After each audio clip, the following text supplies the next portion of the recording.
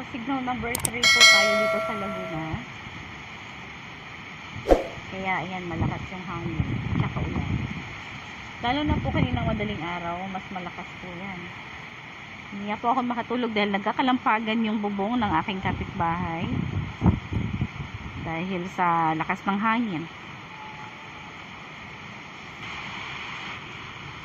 Ayan.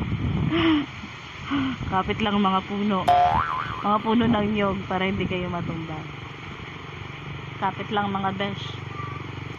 Katulad po ng punong yan na nabuwal na, hindi kumapit, nagpadala sa lakas ng hangin. Kaya katulad po natin, wag po tayo magpapadala sa pagsubok sa buhay. Hugot na po ito, guys. Kapit lang kahit mahirap. Katulad ko dito, kapit lang kahit naulanan. Nagtatago. Kapit lang. Halahin po ay gusto ko din pong ma-update kayo sa nangyayari dito sa Laguna, sa San Pablo.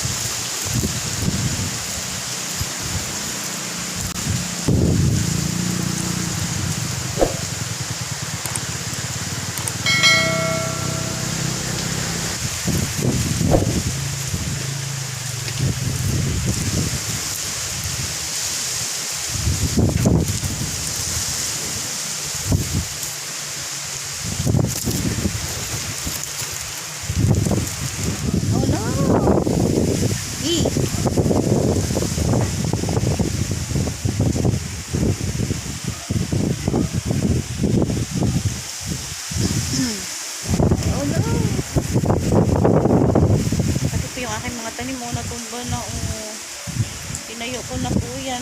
Na naman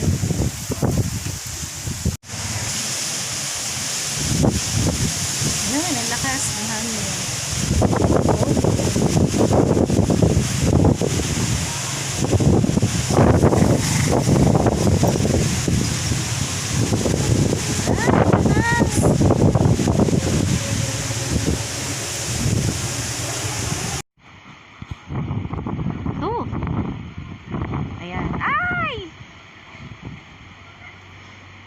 Hangin at ulan po ang dala nitong si Bagyong Quinta.